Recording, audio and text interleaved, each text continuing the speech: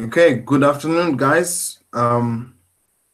Students from Murima High School, which is a secondary school in Zimbabwe, which we are very excited to partner with for our inaugural ministry pilot, which is a pilot for a global competency program, a program we're working with the Ministry of Primary and Secondary Education in Zimbabwe. If I know that some of you students already know that we'll be having a launch event at your school this Thursday, hopefully, if everything goes well. So we're very excited about this program. So I'll just go into a brief introductory overview of what the program is about. Then I will give an opportunity for my panelists who I have today to introduce themselves, and then we can sort of start our discussion. But the idea of the Global Competency Program is a program which we created out of the need to empower young Africans, like you students at Murime School, young students who are talented, who are in school, not only think about their academics, but also think about how do we get ready for a world that's becoming increasingly interconnected, and how do we get ready for citizenry and employment of the 21st century. So really the idea that made us create this program is for you students to think about, if we have a student in Zimbabwe, we don't want there to be any difference from like a 15 to 16-year-old in Zimbabwe, which is you guys' age, to a 15 to 16-year-old in the USA or in China or in any place. So we are playing our part in terms of like accelerating students' understanding in terms of like different professional tools and different career tracks that they can take. So this program is aimed to last for 6 weeks, and today is just the first career panel session we're having. You will learn more at the launch on Thursday. Hopefully the Minister of Primary and Secondary Education will be there. But I'll just go into some of the program outcomes we're expecting out of this global competency program. One is that each one of you students in the at Murima Form 3s to develop self-awareness through self-discovery techniques. So some of you may not understand what self-awareness even means, but there's no worry about this. We're going to talk about it during this call with the help of our panelists. And the next outcome is to enable you to create and develop a personal brand which is globally competitive. Some of you may know what a personal brand is, but this is basically a function of like how you see yourself and what your identity is and what other people see of you, and how you intentionally do things or take actions that create that brand for you. Then the third one is to bring learners into a skill set that will assist them to explore the world in confidence, with confidence and professionalism. So I know some of you, most of you attend school in high fields, where Mourinho is, but we want you to think of how you can expand yourself to the broader world. Then the other outcome is to give you knowledge on how to carry yourself on social platforms. Most of you will use Facebook and WhatsApp, and what you communicate there is now becoming important because now future employers even look at your social media. So we'll talk about things like that. And the last outcome is to enable you to use professional techniques and enable you to be effective communicators using various forms of technology. So most of you may not have email addresses or things like that, but this is what we create and we will be using in this program. So given that overview, I'll go ahead and ask my panelists today on the call, because our belief is that there should be no difference in terms of like someone who's in Zimbabwe and someone who is in any other part of the world. So that's why we intentionally try to bring people who are in other countries with other experiences to bring themselves onto the call and to give their experiences. So we can start with Dr. Tumelo, who is on the call, to just introduce yourself in the context of your academic and career prospects so that the students in this room can get to know you. I know we have about 50 or so students. Can you hear me now? Yes, just go ahead and introduce yourself. All right, so as they said, I'm Tumelo. My surname is quite long, so you don't really need to know it.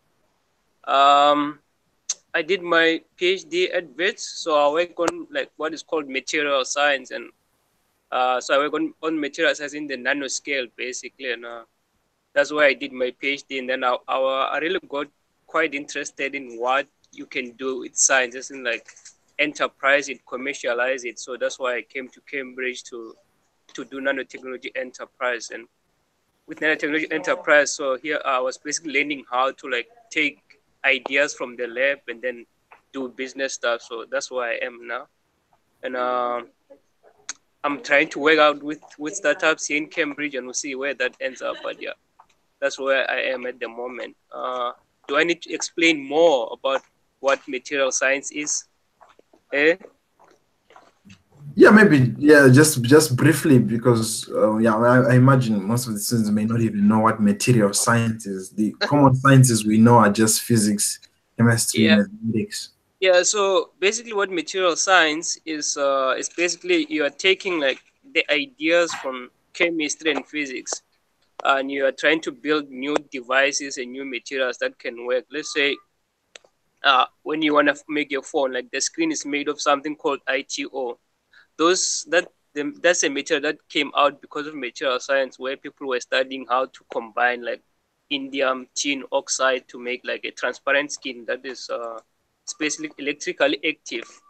So that's what material science does. And then at the moment there's like a big interest in what is called nanotechnology in material science, because in terms of nanotechnology, like when you have like very small materials at like nanoscale, like they're actually smaller than the strand of your hair. Like they're 1,000 times smaller than the strand of your hair.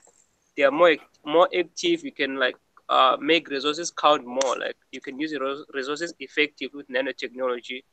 But all this derives from basically physics and chemistry. And yeah, of course, you express it with mathematics and everything. So I would say if you want to do the courses that I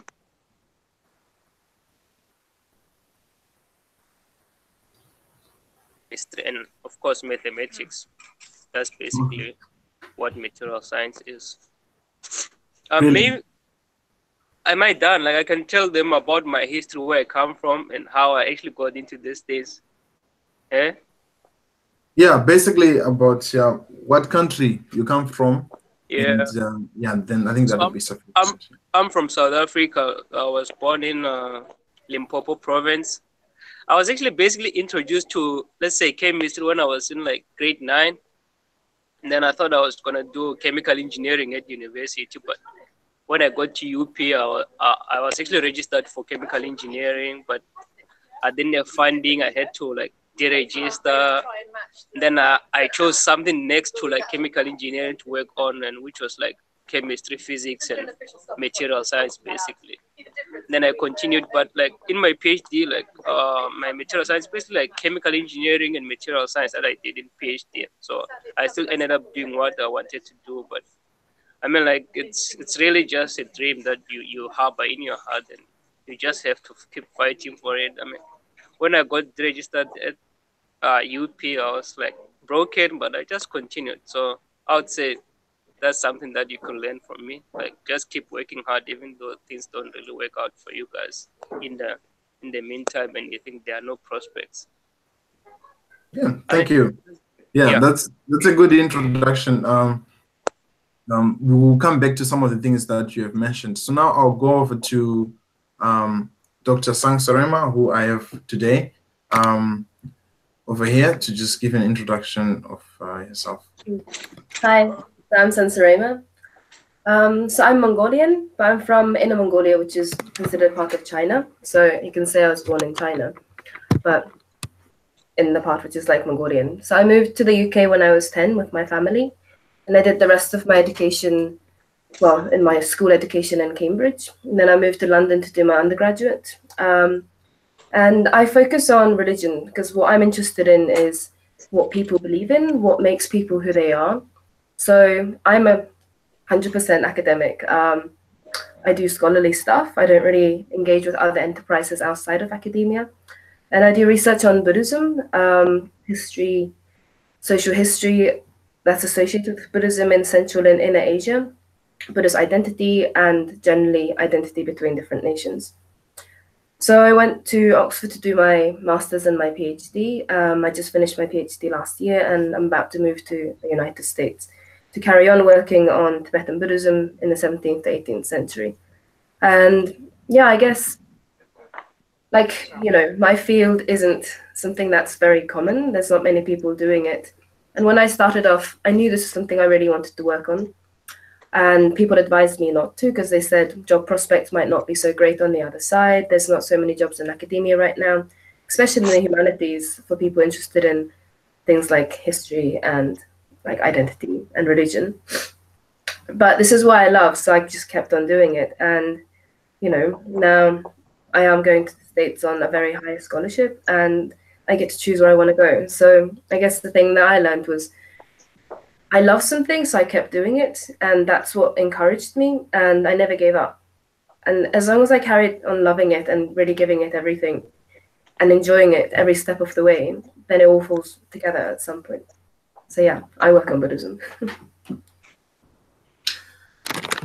Oh, that's fantastic. Yeah, thank you, Tumelo, and I forget the doctor part, but we actually have both our panelists today are doctors, meaning they completed their PhDs, and I know it's a long journey from high school to having a PhD, but this is just to show you that we all came from high school, and now we are where we are.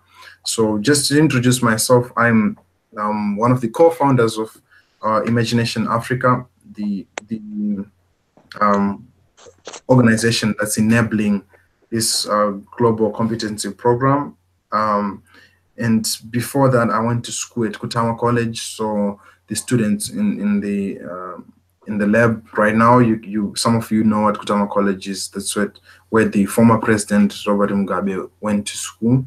So I went there, and I was fortunate enough to get a scholarship to also go to the USA. I was a talented student in what these scholarships like to term, and managed to get a full scholarship to go study in the USA. So I actually studied also at a school where Martin Luther King studied for his university. If you guys know Martin Luther King. So I was quite fortunate to just follow and step through these giants of the shoulders. And while I was at school, I made a conscious decision to choose to study computer science. I wasn't the best student in computer science. And when I was in high school, I did computer science at O level. Some of you may be doing it, but I was actually not the best students in computer science. I was mostly the best in physics or something. But I decided to do computer science because this is something that I just thought would help me to get a job. So there are many motivations people take to do different things. So today we're hearing different kinds of studies in terms of from Dr. Sangsorema's perspective, where you have history and culture and more of the study of Buddhism, and you have Tumelo, who's doing something with more material science and thinking of when planes are flying, what's actually in the fuel that making those planes fly and things like that. Then you have myself, who's currently doing also a PhD. I haven't completed mine, so I take inspiration from our two panelists today. I want to be like them, maybe in a year or two, but I'm still also working on my PhD. So yeah, we're very excited to have you guys on the call and to just talk about some introductory things about the Global Competency Program. So I will start with social media, right? And maybe it's we'll take a high level kind of top down approach and just quickly have a chat about different things. So I'll divide our talk into maybe let's say two different themes. One will be mainly based on professional tools, then the other one will be based on personal branding. So we'll go into detail with each of these things as we go into the week or for the 6 weeks that you guys are on the program. And if you have any questions, you have the team at Imagination Africa to ask, or your teachers, because they are well trained to guide you. And I think we'll leave some time at the end of this call to walk you through the platform of Google Classrooms, and you have been trained as well to do that. So maybe just going back to to ask you, Dr. Sangsarama, if you can just tell us and maybe some advice for the students that did you you mentioned that you knew at a young age that this is what you wanted to study, what you're studying now, and this is the path you wanted to take. What advice would you give to a student who may not necessarily have sort of all the resources that they need to pursue? Yeah. So yeah, so we'll come back to Dr. Sangsarama's question, but Tumelo, if you're still here, maybe walk us through what you have done to construct your own personal brand. Because I know that when you want to apply to university, they ask you all these questions about who you are and what activities you're involved in. So what have you done to consciously create your personal brand? Tumelo?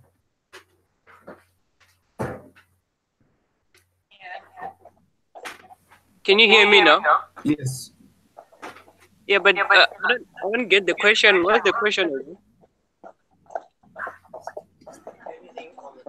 Huh?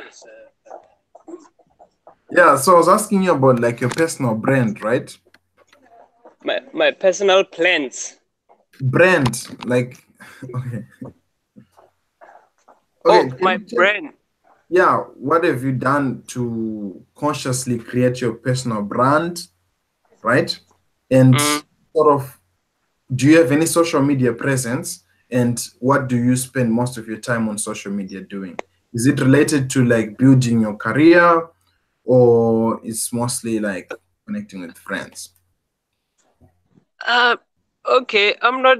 I mean, like, in terms of like building a professional like community where you can interact with people, I usually like use LinkedIn.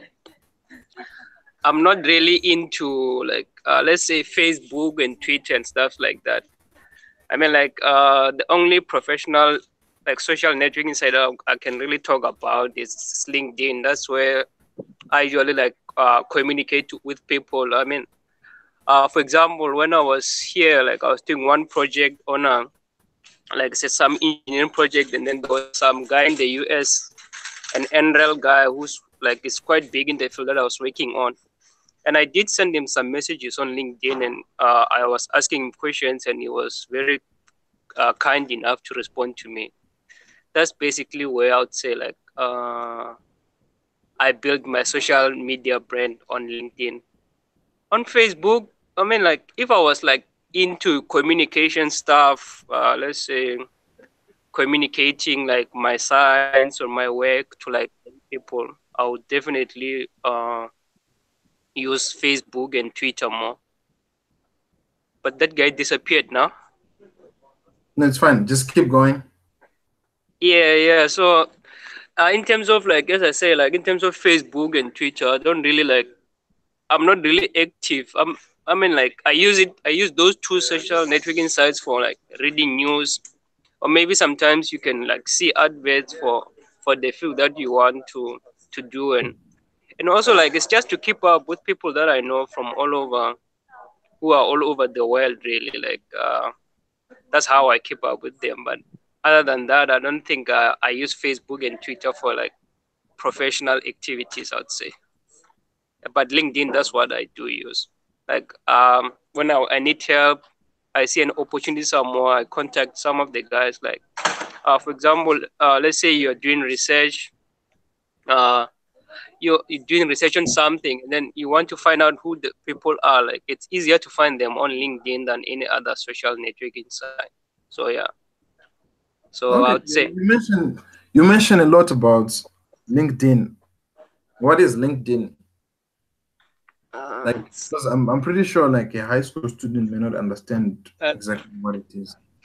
yeah. So LinkedIn is it's really like it's a social networking site, but it's a professional one. It's like for professionals basically.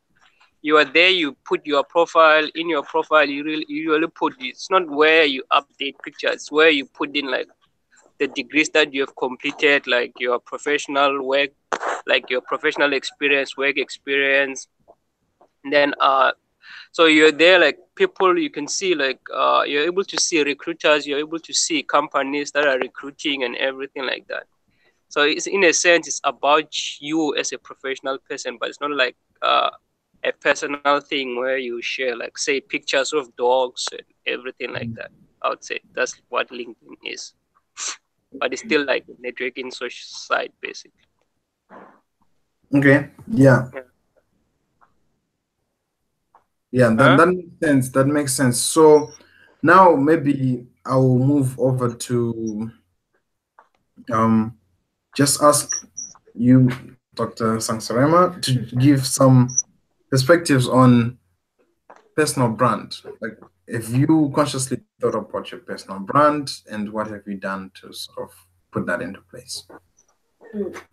So I don't think I've even heard of something as personal brand. It's not something I've really thought about. I've always focused on what I need to do to get to where I need to go. So thinking about the possibilities and job opportunities like my career path could lead to, thinking about which ones I would prefer to have, like making a list of 1, 2, or 3, and thinking about what I need to do in order to be the perfect candidate for those roles. I don't know if that counts as personal branding or not, but those are the things that I have in the back of my mind when I'm going about my day-to-day activities or research or going to conferences, who I speak to, who I network with. Yeah. And then in terms of like social media, there's LinkedIn and everyone has an account these days. So I have one too, but I don't really do anything with it other than upload my CV. And yeah, so I have it. I'm connected to like my colleagues and my friends who also have it. And nothing really happens on that because of probably like my field. But then there's something called academia.edu, academia.edu. That's more for people doing academia. So I have an account on that, and through that I communicate with professors, other people kind of doing similar things with me in different parts of the world. It's also a good platform for uploading papers that have been published elsewhere. And so yeah, it's a way for people to find out what you're doing. Use your articles or papers or just anything like a reference work for them to reference for their work. So that's also a good way of networking in an academic professional way. And then things like Facebook and Instagram. I don't have Twitter because I don't really have time for it. That's why I use just to keep in contact with my friends and also colleagues, because places like Oxford and Cambridge and London universities, they're people from all over the world, and it's really hard to keep in contact with them through normal ways of media like phone calls, even WhatsApp. So somehow Facebook becomes the easy way to keep in contact with people that you meet. So that also includes like professional colleagues, professors, and so on. But it's a way to kind of have a bit more low key or more social, less pressured way of contacting them. So you can also, for me, Facebook became a really good way to become friends with some of the professors who I wouldn't otherwise have done because we like each other's things. We have maybe hobbies or something. So then, as well as being like a colleague and I network with them professionally, they also become a friend. And I think those come together to, make the human connections deeper. And yeah, like in my experience, has worked in my favor to maybe, get positions or get invited to stuff. That's great. Maybe you can share a bit about emails, right? Because if you think about, not many people use LinkedIn. I don't use LinkedIn that much, but I do have a profile there. So sometimes recruiters send me messages and things like that. But how about email? Did you have to learn to use email, or did you have to teach yourself the right language? I know people nowadays, they call it email etiquette, right? Can you just maybe comment on that? Mm-hmm. Yeah. Yeah, so emails, I actually came across having to write emails when I was teaching English at a language school in Cambridge. So I had students who are studying for the IELTS exam to come study in the UK. So some of that was to do with email etiquette. So I think when I encountered having to teach that, I actually learned a lot from it. So, how to sign off an email, what kind of language to use, when to not use that kind of language. So I think it involves actually quite a lot of thinking about who you're emailing, what they do, maybe even how old they are, what kind of position that they hold in the company or the university or their department. And that kind of makes you think about how you can reach out to them. So, for example, like a highly regarded professor from a very important institution in the world, they probably appreciate being called their professor, their last name. So even from that moment on, like, it's kind of stroking their ego or appealing to them and using highly polite language in the first few lines to introduce yourself, and then signing it off with something a bit more formal, such as warmest regards or best regards, which is more professional. But then with people that you already know quite well, or maybe you've already had some contact with and they reached out to you, then you can step down the formality. And another good way of doing it is if they email you first, have a look at the email and think about how did they contact you, which also tells you something about what this person is like and the way that they reach out, and maybe looking at the footnotes in their email, like how do they sign themselves off. Some people have loads of information about all their qualifications like at the bottom of the email, which means they probably appreciate, like being what's the word, praised, for example, or reaching out to them in a slightly more friendly or speaking up about them way in the email. So all these little things you can pick up on from correspondences. Oh, yeah, thank you so much for those insights. So we've discussed LinkedIn, we've discussed sort of how you guys use Facebook and how you guys use emailing.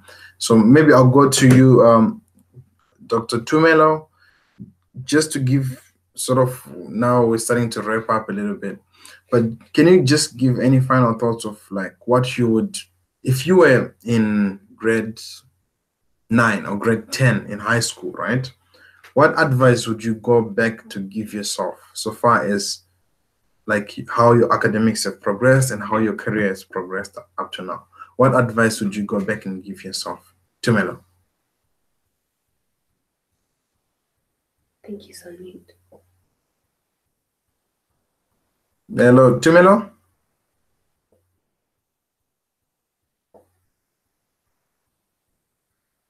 Yeah, I think Wait, can you hear me now? yeah, I can hear you now. You're on mute. Yeah.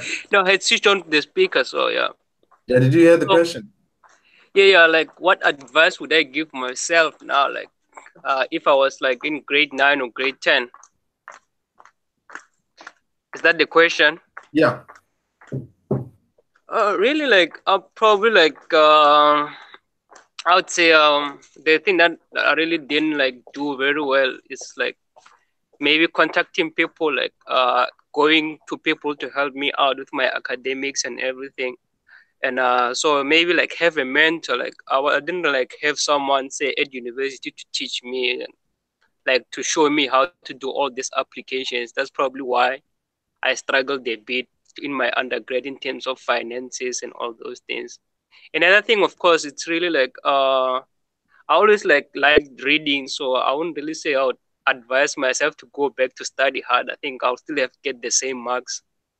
So I mean, I was studying the same way. I'll probably, if I go back, I'll still study the same way. But in terms of like getting someone to mentor me and teach me like about all the possible career prospects, that's the thing that I'd say I would need the most. Like I would probably be further in my career if I had someone to mentor me. I'll probably have like done what I wanted to do in my undergrad, yeah, basically. So I'd say get someone who can mentor you, who can teach you, and even if like it's not like let's say it's not someone that you know like personally, but you just know there's a person around who's at university, like just get in contact with them and ask them like what do I need to do to be at your level, like to be at where you are at that point. So and generally people at university are always very happy to help. So I'd say that's what you need if you're in grade 10 and grade, yeah, and of course don't have too much, That's powerful. Yeah, I think reflecting on my experience, I actually didn't know the word mentorship, right? And yeah, people mentored each other, but I think I received a lot of soft mentorship from my aunt who I was in boarding school, so I would always go back home, and yeah, during holidays, and my aunt would be like, she was like a finance director at like the biggest aviation authority in Zimbabwe, and she was very accomplished, and she would always sit me down and say, "Hey, Prince, you're doing really well, and you're very smart. Can you think about look into engineering or look into?" So she always like take me towards some really cool things that she thought I was capable of doing just because of the way I thought. So she would easily like give me some papers to grade because she was also a university lecturer. So she would say, "Can you look at these papers and see, sort them out according to this thing, and grade them in this way, or like just put them in different categories," so that she would ultimately look at them.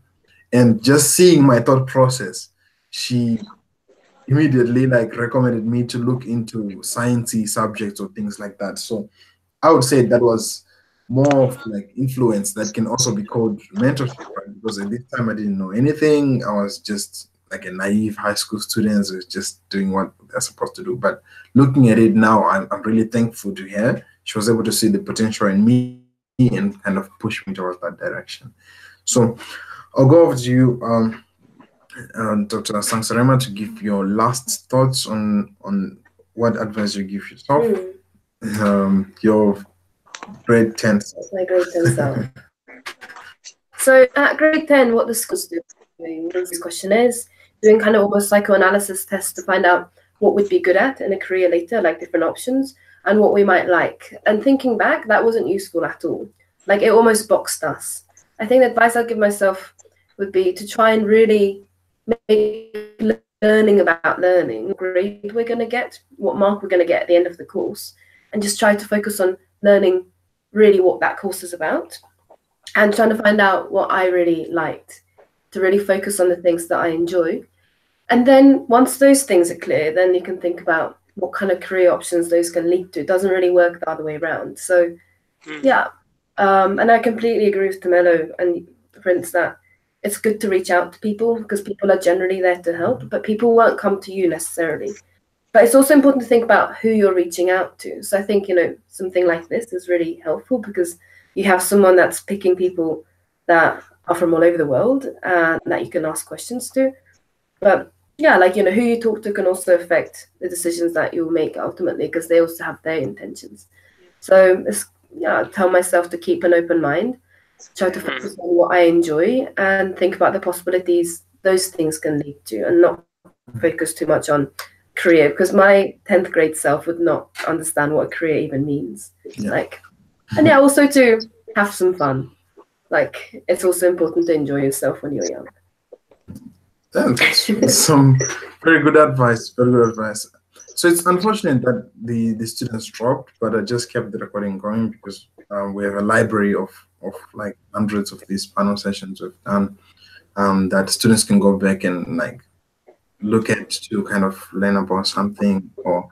But we'll find a way for students to give us their questions, and then I'll send you guys the questions, and students can sort of because that's like the best part for me, where students ask you the questions, and then you can give a response.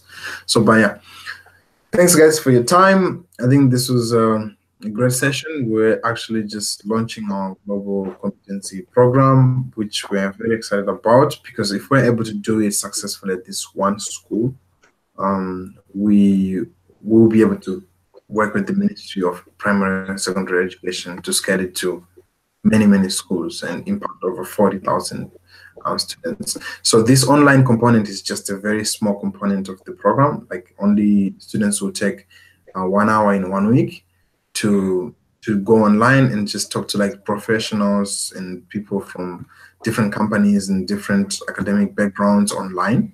But most of the work they do is through a curriculum that we have created, and students actually have to use the computer to curriculum. And you'll be surprised to know that all the students in that classroom have no email addresses.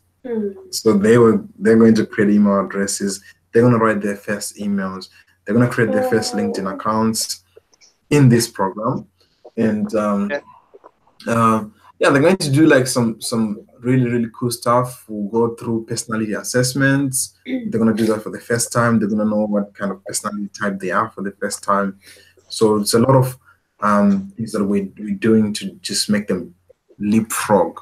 And sort of, if you look at other countries, students their age have done these things already, and their parents have already mentored them to do these things. But in Zimbabwe, most students, especially in this school we're working with, they get left behind a lot. But this is now what we're doing with this program to sort of help. So thank you guys for your time, and until next time, peace. All right.